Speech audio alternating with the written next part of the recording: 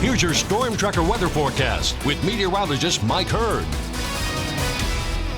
Jet stream continues to pave the way for a parade of storms to roll through the Pacific Northwest and the Northern Rockies. And here's the next weather maker. Now moving into central Idaho. We'll be moving into southwest Montana overnight, and then it'll be off into the Dakotas by about this time tomorrow. A little bit of a break, then a secondary little shortwave disturbance for Sunday evening, and then a much larger storm system will bring another punch of wet weather along with cool conditions by the time we get into Tuesday and Wednesday of next week. So let's focus on the current storm system.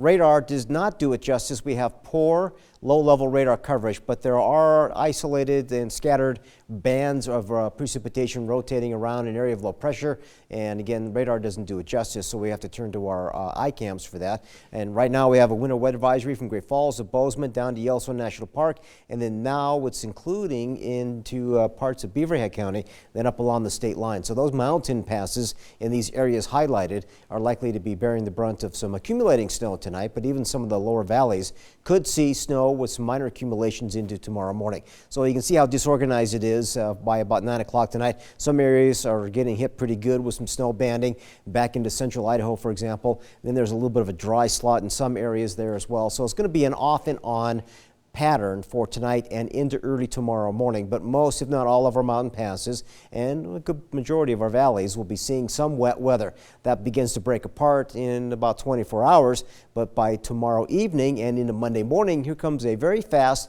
weak disturbance, but this could influence that early commute on Monday morning for southwestern Montana. Then a larger storm will start to move in here Monday evening into Tuesday. So accumulating snow is likely, especially above 5,500 feet. Higher elevations like around Big Sky and Cook City could see a foot easy, and West Yellowstone somewhere in that 4 to 6 inch range over the next 3 days, but a couple of inches here and there for Butte and for Bozeman, a lot of which is going to be melting as it hits the valley floor, and not expected to be a significant problem, but the bigger issue will be wet roads that could become a little bit on the icy side in the early morning hours. Butte, 40 degrees right now. You did have a little rogue band of snow move through the southern end of the valley at around 1, 2 o'clock this afternoon. Bozeman, a lot of dark clouds hanging overhead. We're sitting at 40 degrees right now, and again, a little on the cool side. So the cooler numbers are back out towards the west, where the clouds and the showers have been developing, but out in central and eastern Montana, they're ahead of the storm, and they've actually warmed up in the upper 50s and lower 60s. So some off and on snow throughout the evening, especially over the mountains, and the valleys could pick up a little bit here and there,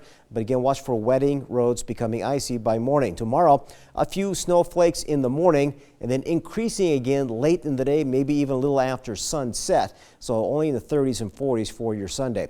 Scattered off and on snow showers continue to influence this region as well, with some minor accumulations in lower valleys, slightly better amounts over mountains and passes. And tomorrow, a little bit in the morning and a little bit again in the afternoon. Temperatures only in the 30s and 40s for daytime highs. So it's a cool, unsettled weather pattern as we look into the first half of the week. A short little break into Thursday and Friday, and then next weekend is back, and a little cooling trend coming with it as well. So the numbers are slightly cooler than average for this time of the year. Highs in the 40s, a few 50s sprinkled in there, but 20s and 30s at night. For Butte, a little bit of snow tonight into tomorrow. We'll pick them up more snow showers into Tuesday and Wednesday, and again by Saturday of next week. Down in Dillon, not a lot of potential. Most of your mountain ranges in Beaverhead County will be impacted more so than Dillon itself, but a few snow showers are possible tomorrow morning, and again, keeping those temperatures a little cooler than average. And West Yellowstone, a higher probability of snow off and on through the next 4 or 5 days and picking back up again by Saturday of next week. But chilly here, only 30s and 40s for highs and single digits and teens,